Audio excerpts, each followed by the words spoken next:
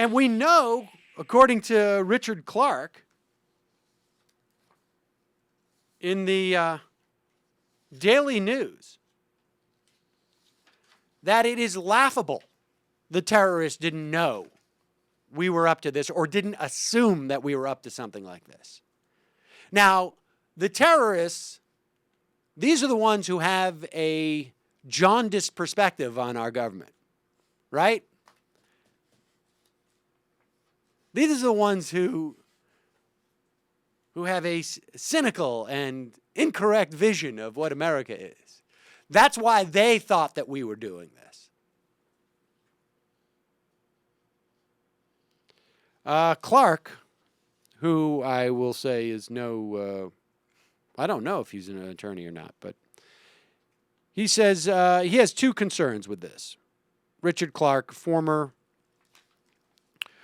counterterrorism chief under Bush and Clinton, for that matter. Was an advisor, I guess, to the first Bush, too.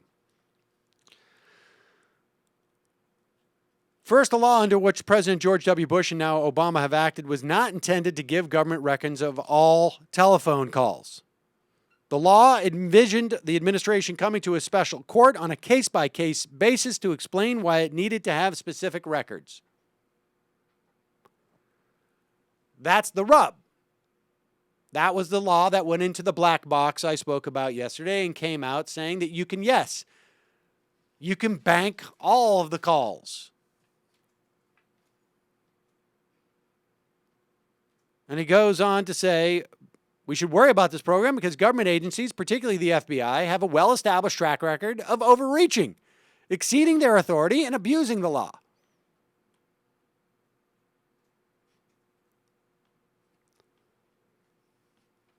Even if you trust Obama, should we have programs and interpretations of law that others could abuse now without his knowing it or later in another administration? Obama thought we needed to set up rules about drones because of what the next president might do. Why does he not see the threat from this telephone program? The answer is he inherited this vacuum cleaner approach to telephone records from Bush. When Obama was briefed on it, there was no forceful and persuasive advocate for changing it. His chief advisor on these things at the time was John Brennan, then a lifelong CIA officer, now head of the CIA.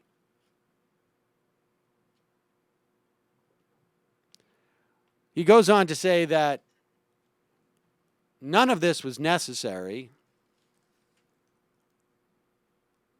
because if the NSA and the FBI needed to find this information, they could find it without having to hoover it up. He says the law already requires internet service providers to store emails for years so that the government can look at them. An amendment to existing law could have extended that provision to telephone logs and given the companies a safe harbor provision so they would not be open to suits. So the telephone companies could have been paid to maintain those records.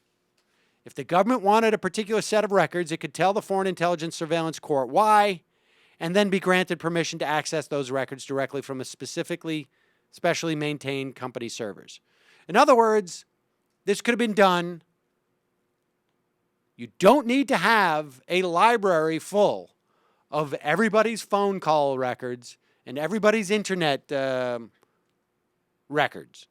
Maybe we should stop housed by the government. You don't need that. Where they can go in without even a library card and just pull the records.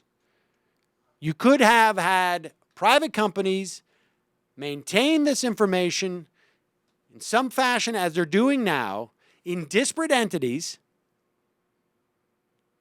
those private companies, and the government could be required to get a warrant every time it dips in there. But now anybody can go in there for any reason from the government. Anybody. It doesn't have to be about terrorism. They have this information now. It doesn't have to be about terrorism. And there's some indication that perhaps they're using it for beyond issues of terrorism.